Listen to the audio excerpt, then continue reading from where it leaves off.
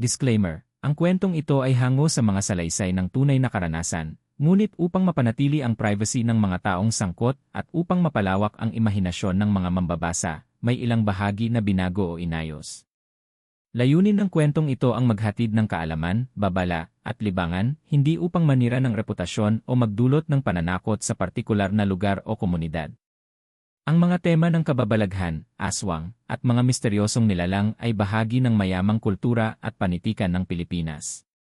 Maaaring hindi ito katanggap-tanggap sa lahat, kaya't pinapayuhan ang mga mambabasa na magbasa ayon sa kanilang kagustuhan at paniniwala.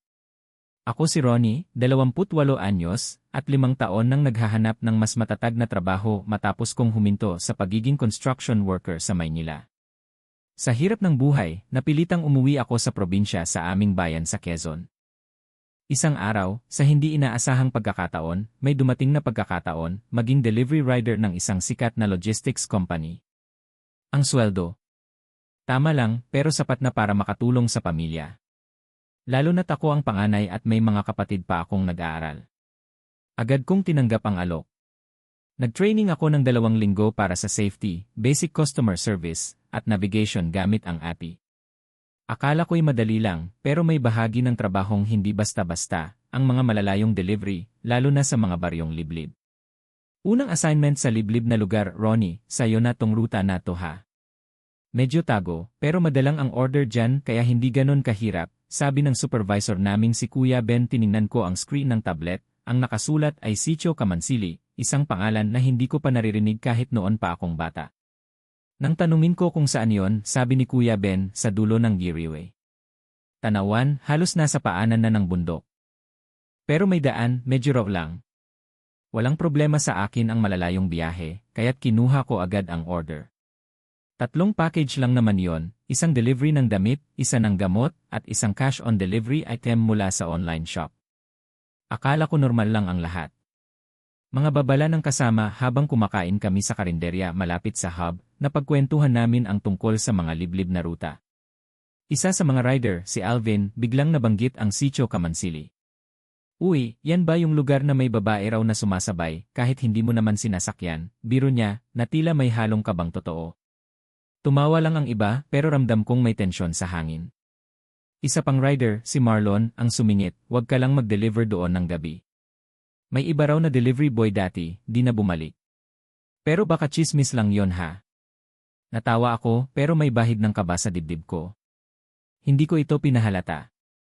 Wala naman akong paniniwala sa aswang, multo, o kung ano-ano pa. Practical akong tao, basta trabaho, trabaho. Paglalakbay patungong Kamansili kinabukasan, maagang-maaga pa lang ay nagmaneho na ako papuntang Sitio Kamansili. Sa una, sementado ang daan. Pero pagkaraan ng halos 45 minutong biyahe, nagsimula na ang alikabok, putik, at mga lubak. May bahagi pa ng daan na may mga puno ng kawayan sa magkabilang gilid at halos walang cellphone signal. Habang papalapit sa lugar, napansin kong unti-unti ring lumalalim ang katahimikan. Wala kang maririnig kundi ang makina ng motor at huni ng mga ibon sa kakahuyan. Sa bandang dulo, may nakita akong mga lumang bahay na yari sa kahoy, at mga matatandang tila tahimik lang na nagmamasid. Pagkarating ko sa unang bahay, isang matandang babae ang bumungad sa akin. Ah, kayo po ba si Aling Marta? Dito po ang package nyo. Tahimik lang siyang tumango at agad kinuha ang package, sabay sabing salamat. Ingat ka sa daan at sa mga nakakasabay. Hindi ko alam kung paano ko iyon tatanggapin. Parang may ibang ibig sabihin ang huli niyang sinabi. Pero umiti na lang ako at tumango. Pakiramdam ng pag-iisa pagkatapos ng 3 delivery, nagdesisyon akong magpahinga muna sa waiting shed malapit sa masukal na bahagi ng gubat. Habang umiinom ng tubig, may naramdaman akong malamig na simoy ng hangin. Para bang bigla itong dumaan sa batok ko. Nagtindigan ang balahibo ko kahit tanghaling tapat. Parang may mga matang nakamasid sa akin mula sa kakahuyan. Pero wala akong makita. Minadali ko ang pagbalik. Nang pauwi na ako, may nadaanan akong maliit na waiting shed sa gilid ng kalsada, at doon ko unang nakita ang isang babaeng nakaputi na nakaupo at tila naghihintay. Hindi ko pinansin, iniisip ko lang na baka taga roon din na naghihintay ng masasakyan. Pero paglingon ko muli, wala na siya. Pag-uwi at mga tanong pagka-uwi ko, ikinuwento ko agad sa nanay ko ang biyahe. Nanay, parang ang tahimik ng Sitio Kamansili. Ang weird lang ng mga tao doon. Sumagot si nanay ay naku, anak. Huwag ka masyadong nagpupunta sa mga lugar na malapit sa gubat. Marami raw dyan ang di na tao. Tiningnan ko siya ng seryoso. Tao. E ano po sila? Huwag mo na lang isiping mabuti. Basta magdasal ka bago ka bumiyahe. At huwag mong pinapansin kung may kakaiba kang makita, sagot niya habang seryosong nagsisibak ng kahoy. Simula noon, napaisip na ako, hindi nga kaya ordinaryong lugar ang Sitio Kamansili. Hindi ko akalaing ang susunod na delivery ko sa Sitio Kamansili ang magbubukas ng pinto sa mga tanong na ni minsan ay hindi ko naisip na sasagutin ko sa tunay na buhay. Noong araw na yon, bandang alas 5 ng hapon, tinawagan ako ng aming hub supervisor na may bigla ang package na kailangang i-deliver sa Kamansili bago maggabi. Gusto ko sanang tumanggi, pero nang marinig kong may dagdag na bayad at importante raw ang delivery, napilitan akong sumang-ayon. Nagbabadyang gabi sa gubat habang binabagtas ko ang daan pa sitio, napansin kong mas makapal ang ulap kaysa sa dati. Parang may bumabalot na usok sa paligid. Tila ba ang gabi ay dumarating ng mas maaga? Pinilit kong bilisan ang biyahe, pero humina ang ilaw ng motor ko sa gitna ng daan. Sa pagitan ng mga kawayan, may nararamdaman akong tila pagtingin. Hindi ko ito maipaliwanag, para bang may mga matang matalim na nakatuon sa likod ko. Pagtapat ko sa isang maliit na kanto malapit sa gubat, doon ko siya unang nakita. Ang babaeng nakaupo sa kanto may waiting shed sa gilid ng daan, gawa sa mga kahoy na marurupok. Doon, may isang babae na tila nakayuko, nakasuot ng puting bestida, mahaba ang buhok, at walang imik. Bagamat medyo madilim, nakita ko na wala siyang dalang kahit anong damit. Sa isip ko, baka isa siyang taga-roon na pauwi. Pagdaan ko, bigla siyang tumingin. Hindi normal ang kanyang pagtingin. Para bang dumiretso ang mata niya sa kaluluwa ko. Malamig.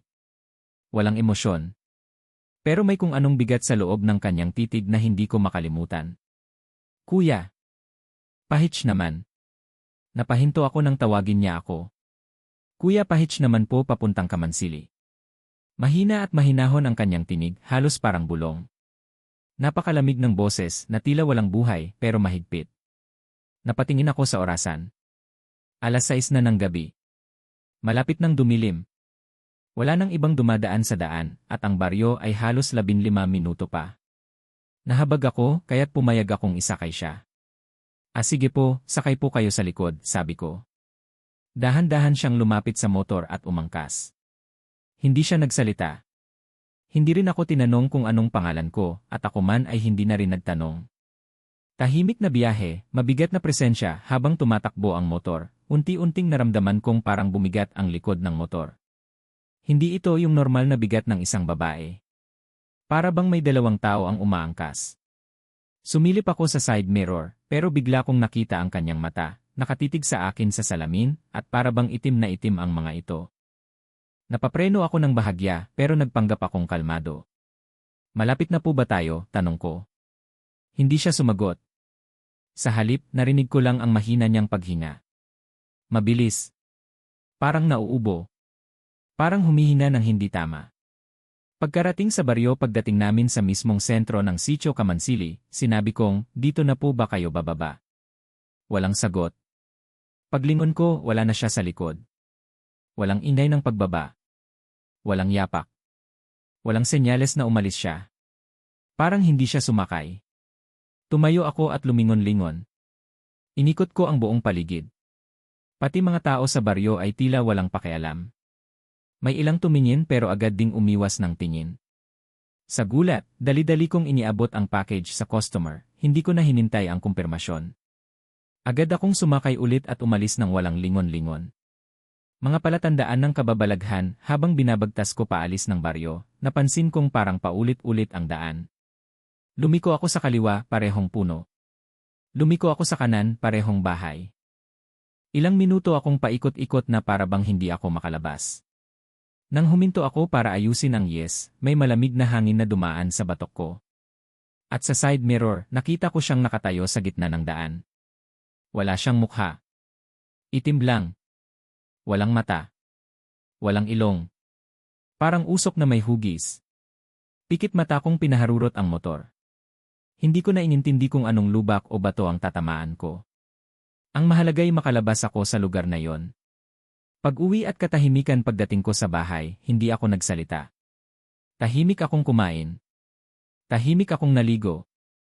Hanggang pagtulog, ang mukha ng babaeng umaangkas ang laman ng isipan ko. Kinabukasan, tinanong ako ni nanay kung okay lang daw ako. Sino yung kasama mong babae kagabi? Tanong niya. Napatingin ako sa kanya. Anong babae po? May sumabay sa'yo kagabi pagdaan mo sa tapat ng bahay natin. Nakaputi. Akala ko kaopisina mo. Nanlamig ang katawan ko. Simula nang hindi ko maipaliwanag na pag-uusig doon ko na naramdaman, hindi yon basta pasahero. Hindi siya tao. At tila hindi pa yon ang huli naming pagkikita. Matapos ang unang insidente sa Sitio Kamansili, ang pagsakay ng misteryosang babaeng parang naglaho na parang bula, hindi na nawala sa isipan ko ang pangyayari. Tuwing pumipikit ako, tila naroon pa rin ang malamig niyang titig, ang mabigat na presensyang parang dumudurog sa dibdib ko. Akala ko isang beses lang ang ganitong karanasan. Pero hindi ko alam umpisa lang pala iyon ng sunod-sunod na kababalaghan. Balik sa regular na trabaho lumipas ang 1 linggo at bumalik na muli ako sa regular na ruta. Pilit kong iniiwasan ang Sitio Kamansili pero isang araw, in-assign ulit ako sa parehong lugar. Ayon kay Kuya Ben, ikaw ang pinakamabilis sa ruta na yan, Ronnie. Saka wala namang masama dyan. Tsismis lang yang mga kwento-kwento mo. Wala akong nagawa kundi tanggapin. Tila ba hinihila ako pabalik sa lugar na yon? Kaya kinabukasan, maaga akong bumiyahe. Sinigurado kong umaga pa lang ay makarating na ako at makaalis bago magtakip silim. Pero kahit umaga, tila gabi pa rin ang pakiramdam. Unang kababalaghan, ang ulan na walang buhos habang tinatahak ko ang daan, bigla na lang naging madilim ang paligid. Walang ulan sa langit pero ramdam kong basa ang aking damit. Para bang pinapawisan ang hangin, malamig ngunit malagkit. Ang paligid ay tila tumigil. Walang huni ng ibon, walang ihip ng hangin. Sa rearview mirror, parang may sumisilip. Nang lingunin ko, wala naman. Maya-maya, isang batang babae ang tumayo sa gitna ng daan. Nakasuot ng pulang damit, nakayuko, at may hawak na laruan. Bumagal ang andar ko, pero nang igalaw ko ang motor upang umiwas, naglaho siya. Wala siyang iniwang bakas, ni isang yabag o kaluskos. Ikalawang kababalaghan, boses sa likuran pagkatapos ng ikalawang delivery sa sitio, habang bumabalik na ako sa motor, may narinig akong bulong. Ronnie! Huwag mo silang iwan. Napalingon ako, walang tao. Pinuntahan ko ang paligid ng bahay. Ang matandang babaeng inabutan ko ng package ay nasa loob ng bahay at tila hindi lumalabas. Wala rin siyang kasamang bata, pero malinaw na may batang boses akong narinig. Pagbalik ko sa motor, may nakasabit na munting pamaypay sa handlebar. Hindi akin. Hindi ko rin maalalang nakita ko ito kanina. Nang hawakan ko ito, napaso ang palad ko. Para itong naiinitan sa apoy, pero malamig ang paligid. Ikatlong kababalaghan, muling pagkakita sa babae sa ika-4 na delivery sa parehong linggo, inabot ako ng hapon. Pinilit kong bilisan, pero sa hindi maipaliwanag na dahilan, tila lumalayo ang kalsada. Ang 10 minutong biyahe ay naging halos 1 oras. Wala akong kasalubong ni kasunod na sasakyan. Pagdating ko sa may bandang gilid ng gubat, naroon siya. Ang babaeng umaangkas. Nakatayo, nakaputi, walang ekspresyon. Sa pagkakataong ito, hindi na siya nakikiusap. Wala siyang sinabi. Ngunit naramdaman ko ang biglaang pagbigat ng motor ko, kahit hindi pa siya sumasakay. Dumiretso ako sa baryo, hindi lumilingon. Pero sa rearview mirror, nakita ko ang kanyang anino, nakaupo. Gaya noon. Walang tunog. Walang kilos. Pagdating sa delivery point, nagkunwaring walang nangyari ang katawan ko. Pero ang isipan ko, wasak na. Nanginginig ang kamay ko habang pinapirmahan ang resibo. Nang ibaba ko ang papel, may nakita akong sulat sa likod nito, babalik ka pa, Ronnie. Pagbalik sa hub kinagabihan, ikinuwento ko kay Alvin at Marlon ang nangyari. Akala ko'y pagtatawanan nila ako, pero seryoso ang mga mukha nila. May mga dating rider na nakaranas din yan, ani Marlon. Pero yung iba hindi na bumalik. Ipinakita nila sa akin ang lumang group chat ng mga riders, may isang pangalan na binanggit, Bobby. Ayon sa kanila, si Bobby ang dating rider na madalas sa Kamansili. Hanggang isang araw, hindi na siya bumalik sa hub. Huling mensahe niya sa Yeezy, may kasama ako ngayon sa motor. Hindi ko alam kung buhay siya o patay. Hindi na siya muling nakita. Mga gabi ng panaginip simula noon, gabi-gabi akong nananaginip. Nasa loob ako ng gubat. Tumatakbo. Humihingi ng tulong. At sa bawat dulo ng panaginip naroon siya. Nakatayo.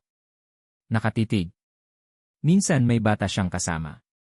Minsan, ako ang nakahandusay, duguan, at ang mukha ko walang mata. Minsan, paggising ko, basa ang sapin ng kama ko. Hindi pawis kundi tila tubig ulan. Minsan, may amoy ng bulok na dahon sa loob ng kwarto ko. At isang gabi, nakita ng nanay ko na nagsasalita ako habang natutulog, huwag mo akong isama, hindi ko kasalanan. Hanggang kailan ang pag-uusig? Doon ko napagtanto, may dahilan kung bakit pinapabalik ako sa Sitio Kamansili. Hindi ito basta pagsakay lang ng isang espiritu. May kwento. May sikreto. At tila ako ang piniling makaalam. Pero handa ba akong malaman ito? Matapos ang ilang araw na puro kababalaghan ang naranasan ko sa Sitio Kamansili, unti-unti na akong nawalan ng kapayapaan sa sarili. Wala akong tulog, wala akong gana sa pagkain, at ang bawat ingay sa gabi ay parabang isang panibagong senyales na naroroon na naman siya, ang misteryosang babae sa puti. Pero ang tunay na pasabog ay nagsimula nang matuklasan ko ang isang larawang matagal nang nakatago sa storage room ng aming delivery hub. Ang larawan sa luma at alikabok na envelope isang hapon, habang naghihintay ng susunod na dispatch, napagdesisyonan kong tumulong sa pag-aayos ng mga lumang record sa opisina. Sa likod ng shelf, may kahon na may label na Riders, 2015 tandang bawas 2017. Binuksan ko ito sa pag-asang makahanap ng record ni Bobby, ang sinasabing rider na huling nakita sa Kamansili. Habang binubuklat ko ang mga logbook, isang lumang sobre ang nahulog. May nakasulat sa harap, return, case closed, sa loob nito, may Polaroid photo. Isa yung group picture ng 5 rider na magkakatabi, may hawak na beer, at tila nagkakasayahan. Sa likod, may petsang i-April 8, 2017 at mga pangalan, Bobby Luis Dado Marlon Benji, pero ang nakapagtataka, may isang babaeng nakatayo sa likod nila. Halos hindi kita dahil medyo malabo ang kopya. Nakasombrero siya, mahaba ang buhok, at puting-puti ang suot, parang ang babaeng sumakay sa motor ko. Kinabahan ako. Binalot ng lamig ang katawan ko.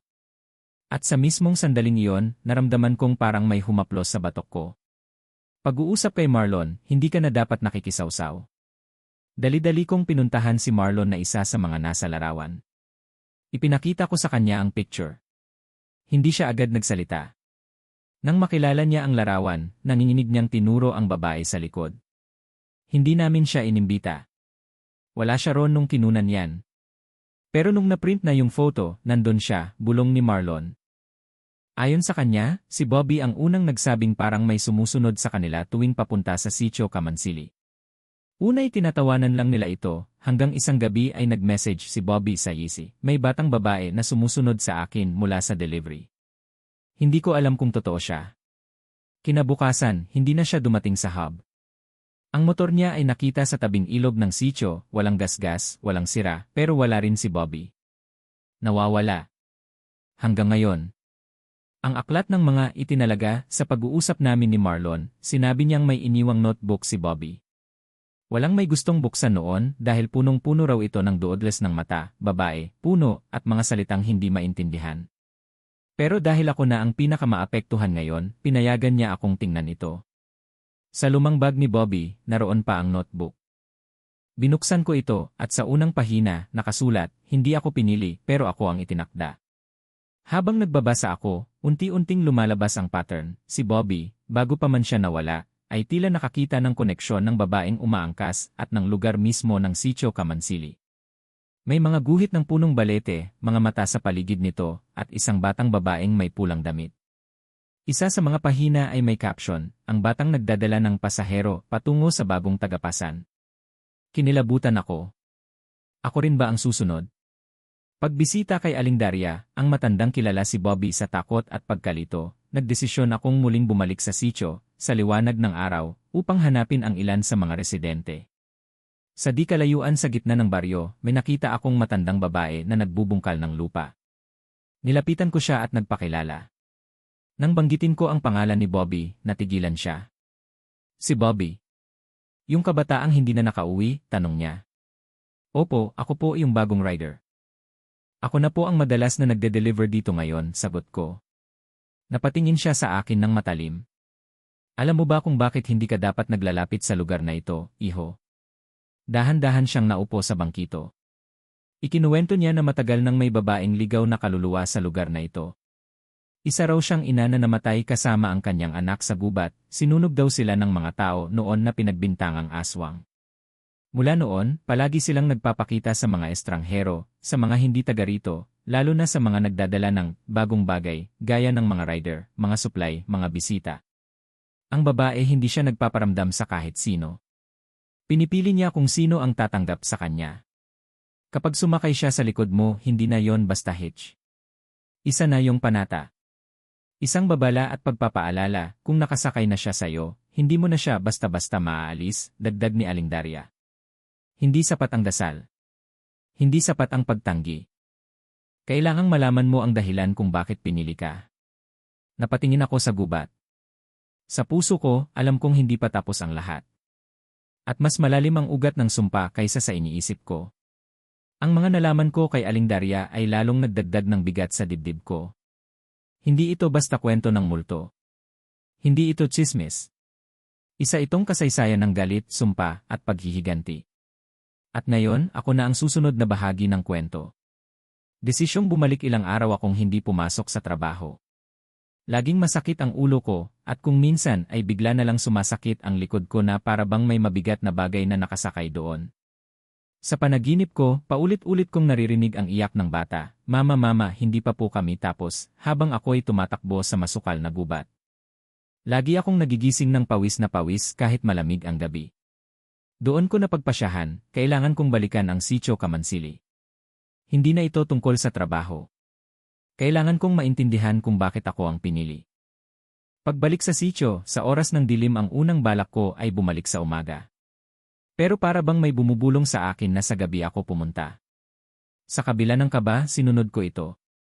6:00 ng gabi, sakay ng motor, tinahak ko ang madilim at baku-bakong daan patungong Kamansili. Wala akong dalang delivery. Ang dala ko lang ay isang flashlight, ang notebook ni Bobby, at isang crucifix na iniabot sa akin ng lola ko bago ako umalis. Habang tinatahak ko ang kalsada, ramdam kong humihigpit ang hangin. Para bang tinutulak ako pabalik. Pero pinilit kong ituloy. Pagdating ko sa paanan ng gubat na malapit sa baryo, huminto ako. Tahimik. Walang kahit anong ingay. Wala rin kahit sinong tao. Ang lihim sa loob ng gubat ayon sa notebook ni Bobby, may bahagi ng gubat kung saan may nakatirik na malaking punong balete. Doon daw siya huling may nakitang kakaiba, mga anino ng babae at bata, at mga mata sa dilim. Tinahak ko ang maliit na daang putik na parang matagal nang walang dumaan. Unti-unti, sa tulong ng flashlight, nakita ko rin ang sinasabi niyang punong balete. Malaki ito, matanda na, at parang may sarili itong buhay.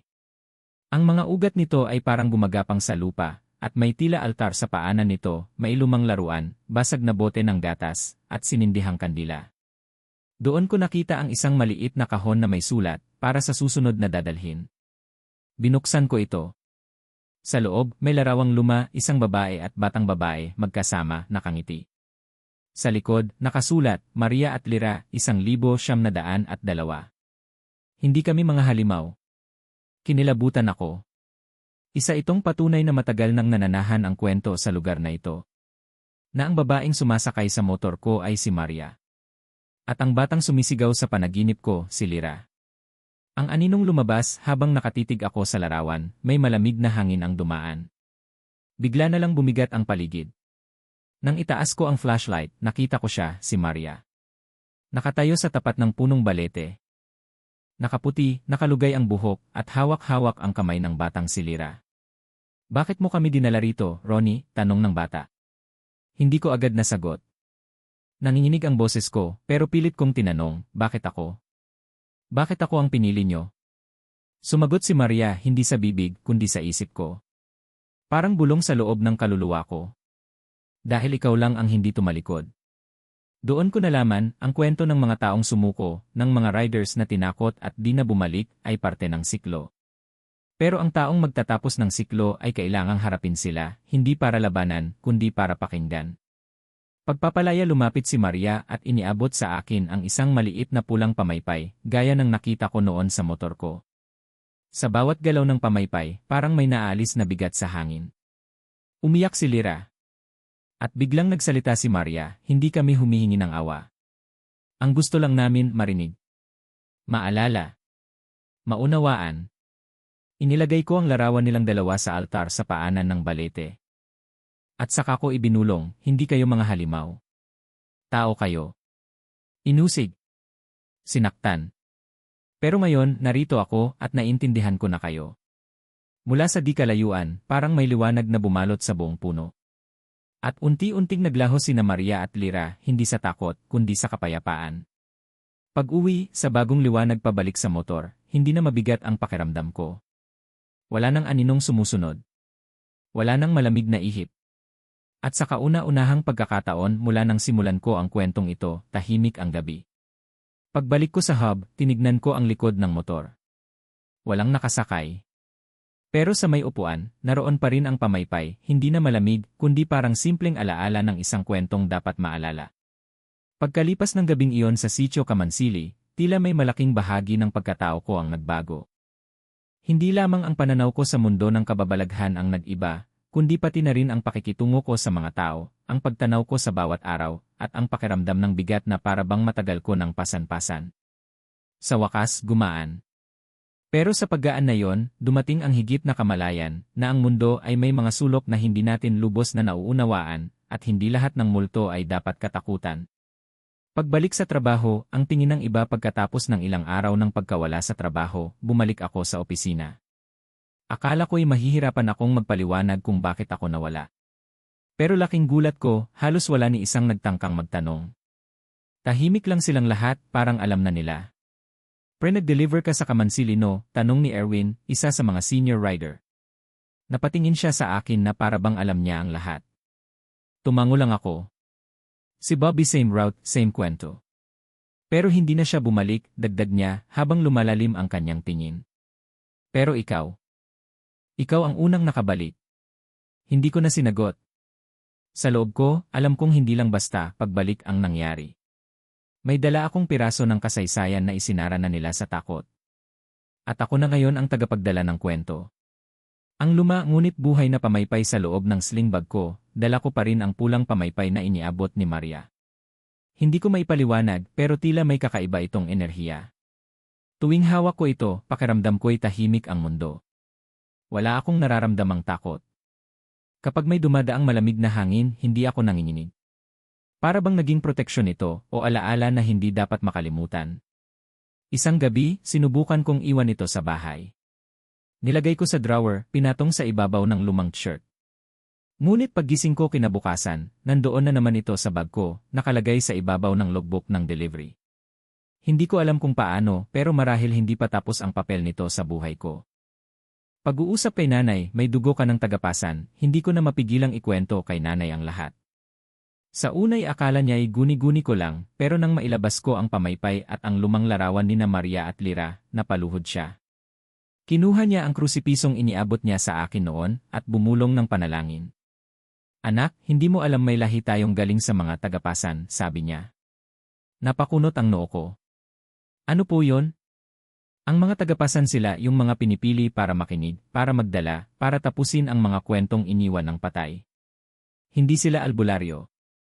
Hindi rin mangkukulam. Pero sila ang tulay ng mga kaluluwang hindi matahimik. Nanlamig ako. Kung totoo ang sinasabi ni nanay, baka kaya ako ang pinili. Baka kaya ako ang hindi tinablan ng takot at bumalik. Baka dugo nga namin ang dahilan. Ang mga panaginip ay nawala. Pero may iniwan isang linggo ang lumipas, tahimik na ang mga gabi ko. Wala nang iyak ng bata. Wala nang aninong nakatayo sa gilid ng kama. Pero may isa pa ring panaginip na paulit-ulit na bumabalik, ang imahe ng isang gusaling puno ng larawan, at bawat larawan ay mukha ng mga taong nawala sa Sitio Kamansili.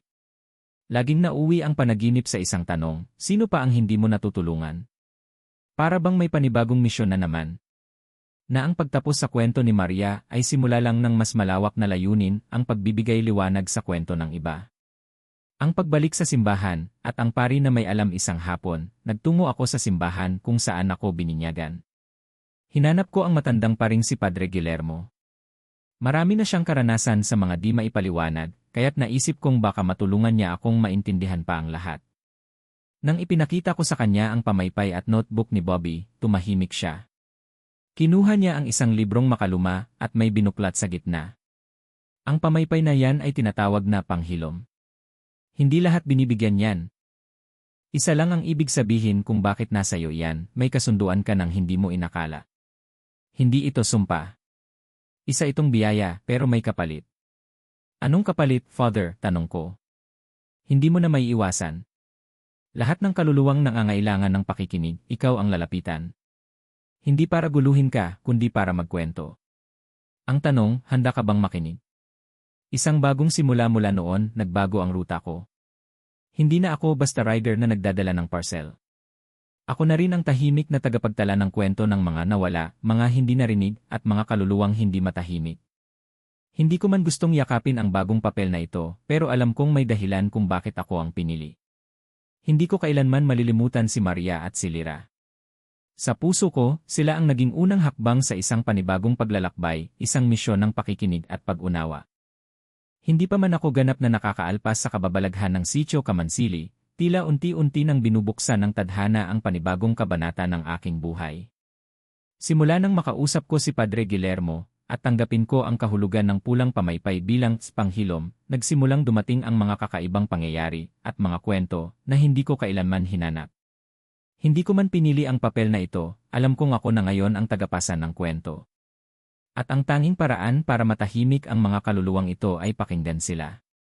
Unang kaluluwang dumalaw, sa gitna ng biyahe isang gabi, habang ako'y nagde-deliver sa may bandang Montalban, biglang bumigat ang likod ng motorsiklo ko. Hindi ito katulad ng naramdaman ko kay Maria noon, ito ay mas malamig, mas mabilis, at mas pabigla-bigla. Walang tao sa paligid, pero mula sa side mirror ko, may aninong dumaan. Isang lalaking balbasarado, duguan ang damit, at parang may hawak na kadena sa leg. Napahinto ako. Paglingon ko sa likuran, wala naman. Ngunit sa loob ng bag na dala ko, may sulat. Nakasulat sa maruming papel, hindi ako magnanakaw. Ako'y pinagbintangan. Ganoon na lang ang pagkakabog ng dibdib ko. Isa na namang kaluluwang humihingi ng pakikinig. Pero paano ko siya matutulungan?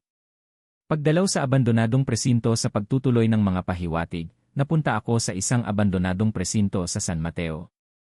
Ayon sa lumang tsismis sa lugar, may isang lalaking dating jeepney driver na pinagbintangan daw ng pagnanakaw at bigla na lang nawala sa selda, 6 na taon na ang nakalilipas.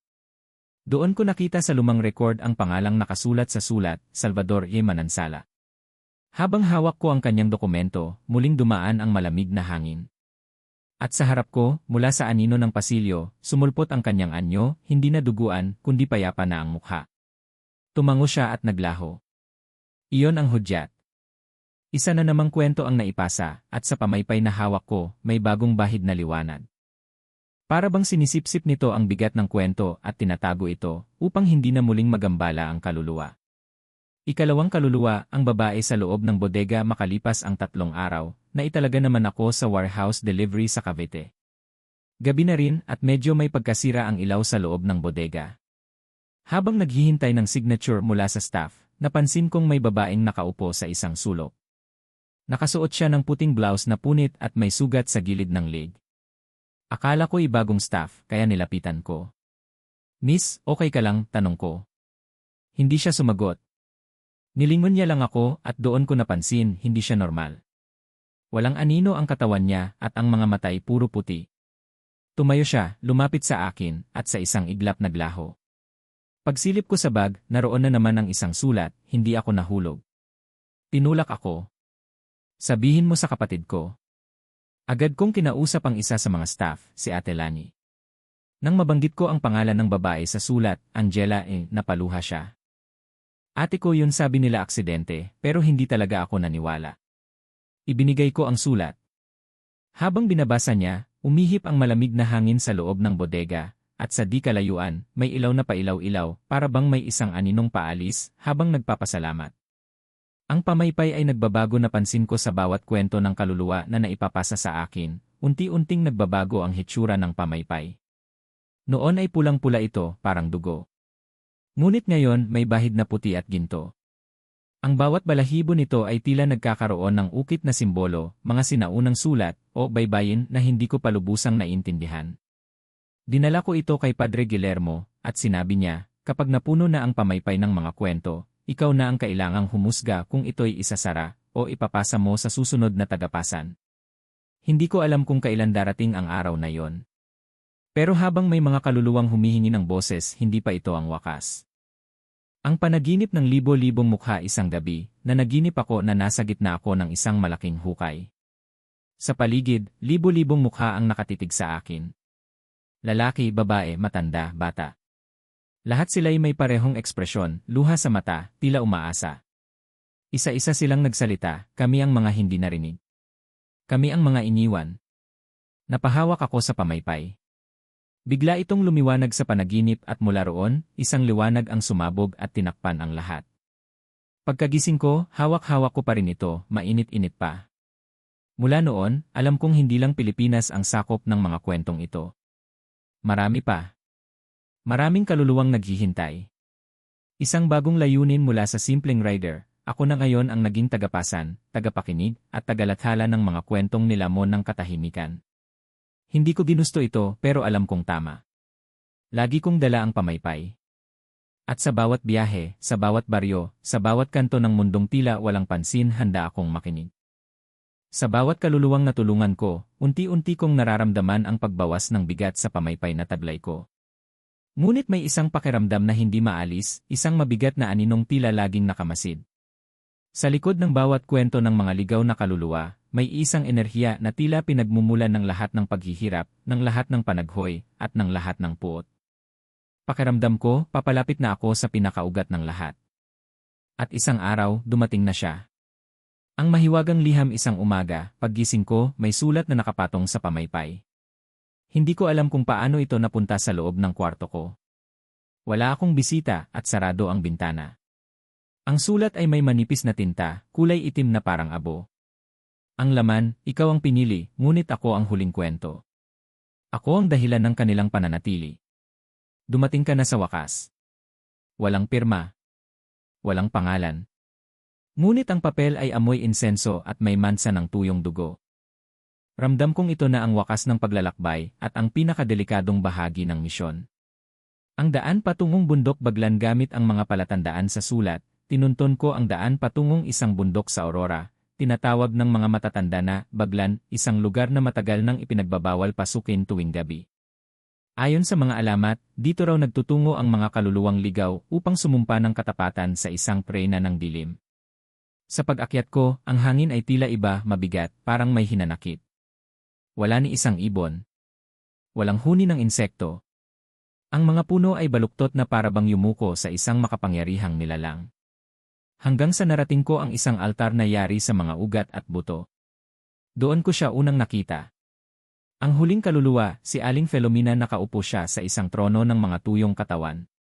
Isang matandang babaeng maputla, nakasuot ng itim na saya, may suot na gintong korona na tila gawa sa buhok. Ang kanyang mga mata ay walang puti, itim na itim. At sa kanyang harapan, daan-daang kaluluwa ang nakaluhod, tahimik, parabang alipin. Dumating ka rin, sabi niya sa tinig na parang boses ng maraming babae. Ako si Filomena, ang ina ng mga kwentong hindi tinapos. Ako ang una nilang sinumpa at ako rin ang una nilang tinalikuran. Tila inangkin niya ang puot ng lahat ng kaluluwang hindi nakamtan ang hustisya. Ginamit niya ang puwersang iyon upang manatili sa pagitan ng dalawang mundo. Ang paglalantad ng katotohanan, habang nag-uusap kami, isa-isa niyang ipinakita sa akin ang kanyang mga alaala, mga tagpong pinaslang siya ng mga taong pinaglingkuran niya noong buhay pa siya. Isang albularyang ginamit, inabuso, at kalaunay sinunog sa akusasyong mangkukulam. Ngunit bago siya bawian ng buhay, nanumpa siya, kung walang makikinig, ako ang magiging tinig ng lahat. Doon nagsimula ang sumpa. Dito naipon ang mga ligaw na espiritu. Sa halip na makaalis, naging mga tagasunod sila bilang pasasalamat sa tinig ni Filomena. Ngunit sa pagdaan ng panahon, hindi na ito layuning tumulong. Ginamit na ang kwento para manatili sa mundo ng buhay. Lahat ng kaluluwang hindi matahimik ay pinipigilang umalis dahil hindi pa raw sila napakikinggan ng buo. At ako raw ang unang may kakayahang makumpleto ang kwento ng lahat. Ang huling pagsubok, inaalok kita, tagapasan, ani Filomena, habang bumabangon mula sa trono. Maging tagapagmana ko. Sa'yo ko ipapasa ang lahat ng kwento. Hindi mo na kailangan pang maghintay ng sulat. Sila na ang lalapit. Ikaw na ang magiging bagong tinig ng mga iniwan. Ngunit alam ko, hindi ito ang daan ng paghilom. Ito'y daan ng pagkulong. Lumuhod ako, hawak ang pamaypay. Binuksan ko ito. Luminaw ang ginto at puti nitong balahibo, at sumigaw ako, hindi ikaw ang katapusan ng kwento. Ako ang tagapasan, hindi tagapiit. Biglang lumakas ang hangin. Sumigaw si Filomena. At mula sa pamaypay, isang liwanag ang sumabog. Isa-isang nawala ang mga anino. Tumili ang mga kaluluwang nandoon, hindi sa sakit, kundi sa laya. Isang huling hikbi, isang malakas na buntong hininga. At si Filomena naglaho. Ang huling pamamaalam sa gitna ng mga abo at liwanag, isang bata ang lumapit sa akin. Si Lyra, ang batang kasama ni Maria sa una kong kwento. Ngayon, tahimik na ang kanyang mukha. Humawak siya sa aking kamay. Salamat kuya, sabi niya. Pwede na kaming umalis. At sa isang iglap, nawala siya sa hangin. Kasama ang lahat ng kaluluwang natulungan ko. Epilogo, isang kwento ng pagpapatuloy. Bumalik ako sa lungsod, dala ang pamaypay, ngayoy kulay ginto na, at may mga ukit ng kwento sa bawat balahibo. Hindi ko alam kung kailan ito muling tatawag ng panibagong kwento. Pero ngayon tahimik na ang gabi. Mahimbing ang tulog ko. At sa kauna-unahang pagkakataon, pakiramdam ko'y tapos na ang unang yugto ng aking misyon. Ngunit gaya ng mga sinabi sa akin noon, habang may hindi naririnig, may tagapasan pa rin kailangan. At ako yon. Na 36.